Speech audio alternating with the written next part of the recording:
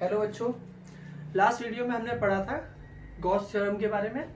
Gauss law क्या होता है और गॉस लॉ का डेरिवेशन प्रूफ किया हुआ था। अब आज हमारा जो टॉपिक चलने वाला है वो है application of Gauss law.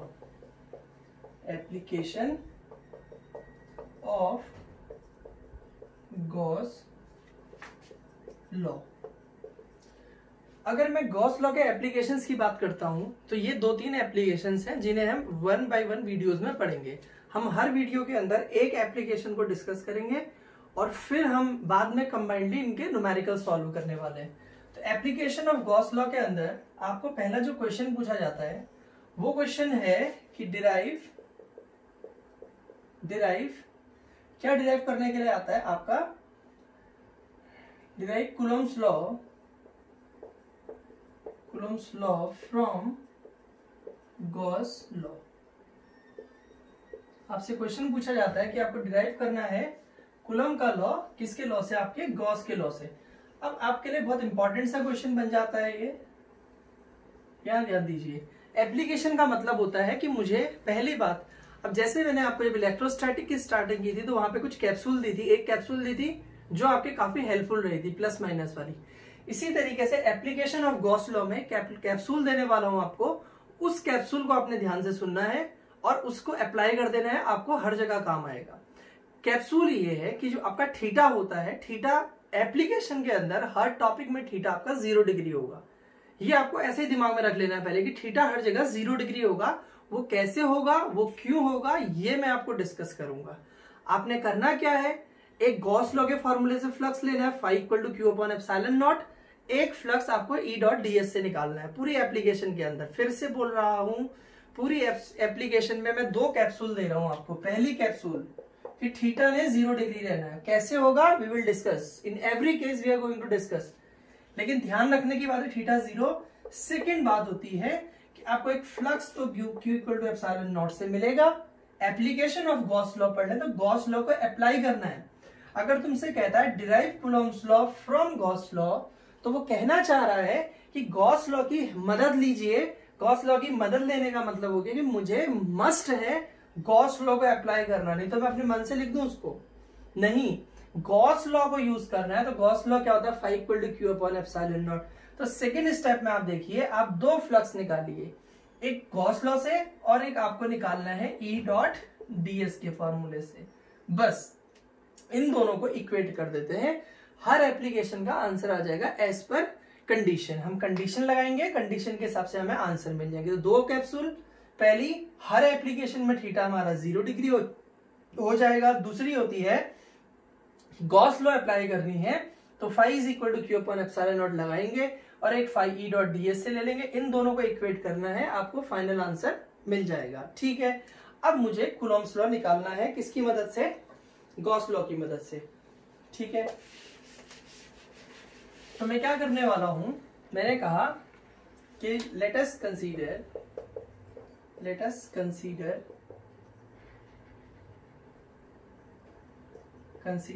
A point charge Q placed at point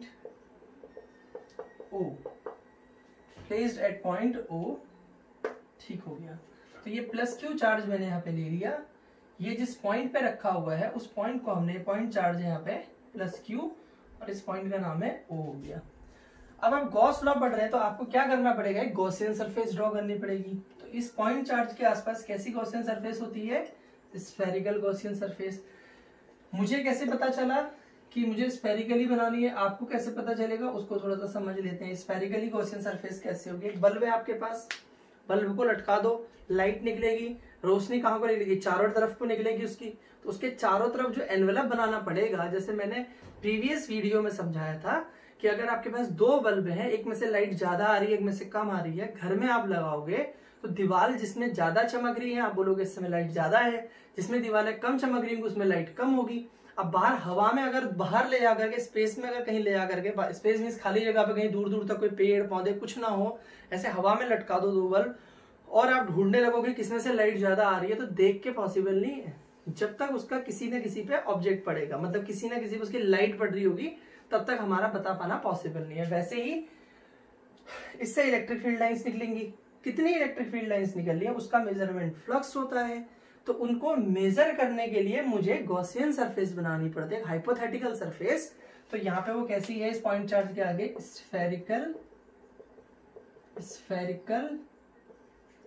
Gaussian surface. Gaussian surface कैसी है मेरी, स्फेरिकल है, और इसके सेंटर पे हो गया। तो यहां से लिख देते हैं इसकी रेडियस स्मॉल आर होगी। Let us draw a spherical Gaussian surface of radius small r। ठीक है, स्मॉल r उसकी रेडियस हो गई। अब बच्चों मुझे फ्लक्स निकालना है, तो मैं पूरे का तो फ्लक्स निकालूंगा नहीं, मैं एक छोटा सा एरिया ले लेता हूं, ये एरिया ले लिया। अब देखो प्लस क्यू है, प्लस क्यू से इलेक्ट्रिक फील्ड क्या होगा, आउटवर्ड, और ये ds जो है इससे एरिया की डायरेक्शन भी सीधे होगी, क्योंकि फ्लैट सरफेस है, मींस आपका यूनिफॉर्म स्ट्रक्चर है, तो ds आपका इस तरीके से आउटवर्ड रहेगा। जैसे अगर आप बात करते हैं, अब ऐसे स्फेयर बनाने की कोशिश करो, अपने हाथ को ऐसे करके आप स्फेयर बनाने की कोशिश करिए।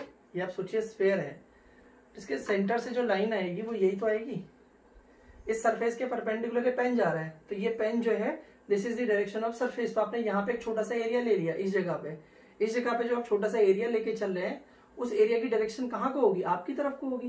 तो ये जो है इससे बाहर की तरफ को, और जो सेंटर से इलेक्ट्रिक फील्ड निकलेगा वो भी इसी डायरेक्शन में होगा। तो इलेक्ट्रिक फील्ड और ds वेक्टर दोनों की डायरेक्शन सेम है, दोनों पैरेलल हो गए। और अगर दो चीजें पैरेलल होती हैं तो उनके बीच का एंगल कितना होता है, 0 डिग्री होता है। अगर दो चीजें पैरेलल हैं वो कभी भी इंटरसेक्ट तो करने वाली नहीं है, मेरे दो मार्कर हैं।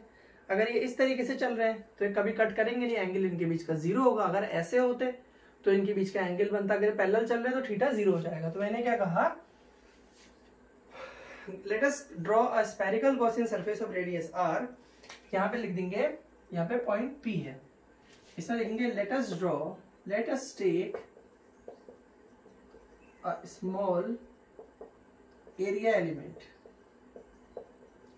एलिमेंट ds वेक्टर, ठीक है, such that E vector and ds vector are parallel। Symbol हो गया किसका, आपका parallel. So angle between them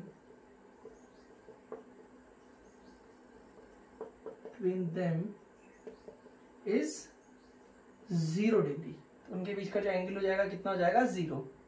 ठीक है, यहां तक की कहानी समझ में आ गई, कोई प्रॉब्लम, इसको नोट कर लीजिए।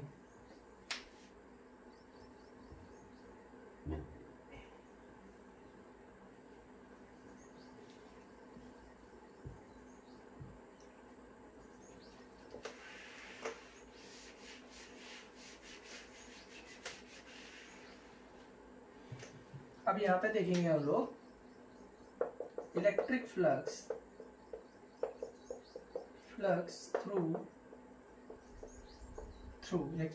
Through elementary area.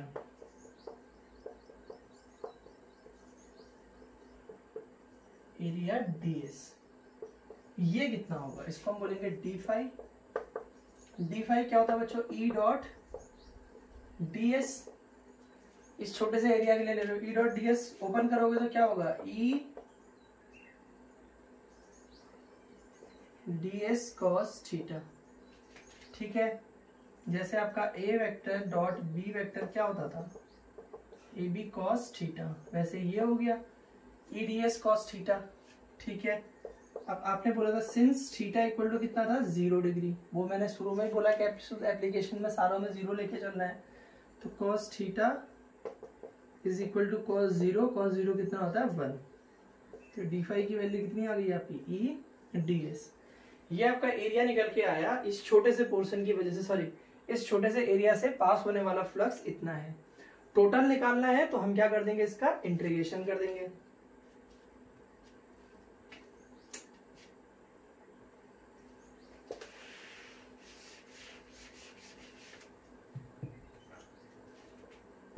Electric flux through whole area, क्या हो जाएगा फाई, ये इंटीग्रेशन डी फाई हो जाएगा, इंटीग्रेशन डी फाई क्या है ई डी एस है। अब यहां से देखिए क्या होगा, ई बाहर आ जाएगा, यहाँ कौन रह जाएगा डी एस, डी एस क्या है, डी एस छोटे से पोर्शन का एरिया है, इंटीग्रेशन डी एस मतलब अब होल एरिया की बात, इंटीग्रेशन डी एस क्या होगा, area of sphere of radius small r, और वो होता है आपका 4 पाई आर स्क्वायर। तो आपने इंटीग्रेशन डीएस की जगह पे क्या निकाल दिया, 4 पाई आर स्क्वायर। चलिए यहाँ पे लिख लेते हैं थोड़ी सी जगह निकाल के, फाई इक्वल टू हो गया E into 4 pi r square, equation number 1। अब अगर आप ढंग से ध्यान दें थोड़ा सा, तो मैंने एप्लीकेशन में दो चीजें ध्यान रखने के लिए बोली थी। एक बोला था थीटा 0 होगा, अब वो आपने भली भांति देख लिया कि थीटा 0 हो रहा है। दूसरी चीज मैंने बोली थी आपको एक फ्लक्स निकालना है, गॉस लॉ वाला, वो तो एप्लीकेशन लगाना ही है, एक फ्लक्स निकालना है E into 4 pi r square. अब थोड़ा सा रह गया है, थोड़ा सा क्या रह गया है, मुझे क्या करना है यहाँ से, मैं कहूंगा कि भैया मुझसे कह रहे हो कि गॉस लॉ की मदद से निकालो, तो मैं कह दूंगा कि गॉस लॉ से क्या होता है, phi equal to q upon epsilon naught, इन दोनों को इक्वेट करूंगा तो आंसर आ जाएगा। देखिए इसको हटा देते हैं, थोड़ा सा जगह कम हो जा रही है लिखने में। इसमें लिखेंगे आप according to Gauss law, Gauss law से क्या होता है, phi equal to q upon epsilon naught, equation number 2। Equation number 1 flux को दिखा रही है, 2 भी फ्लक्स को दिखा रही है, लेफ्ट हैंड साइड इन दोनों की सेम है, तो राइट हैंड साइड भी सेम होगी, इक्वेट कर देंगे तो क्या होगा, इक्वेटिंग इक्वेशन 1 एंड 2, तो क्या हो जाएगा देखो, E into 4 pi r square is equal to q upon epsilon naught. तो E की वैल्यू कितनी आ जाएगी यहाँ से, 1 upon 4 pi epsilon naught q upon r square. ये आपका P पॉइंट पर इलेक्ट्रिक फील्ड निकला। कुछ बच्चे सोचेंगे सर हम तो डायरेक्ट जानते हैं, लिख देते, ऐसे नहीं लिखते हैं, बोल रहा है वो अप्लाई करके निकालो गॉस लॉ, तो आपको अप्लाई कराना ही पड़ेगा बच्चों, ऐसे नहीं लिख दोगे डायरेक्ट। तो इलेक्ट्रिक फील्ड निकल के आ गया। अब हो सकता है, होता क्या है, क्वेश्चन पूछे जाते हैं कि भाई इलेक्ट्रिक फील्ड निकालिए, तो इलेक्ट्रिक फील्ड आपका निकल गया। अब हम पढ़ क्या रहे हैं, अभी फिलहाल हमें फोर्स निकालना है, तो जल्दी से इसको नोट करो, फिर हम फोर्स निकाल देते हैं।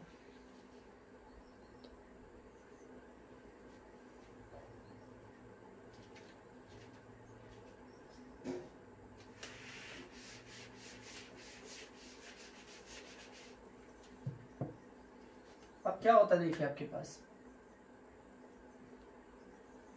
let Q naught be a charge placed at point P। Q naught एक चार्ज है जो पॉइंट P पे प्लेस किया हुआ है, तो क्या हो जाएगा, देखो यहाँ पे बाई डेफिनेशन ऑफ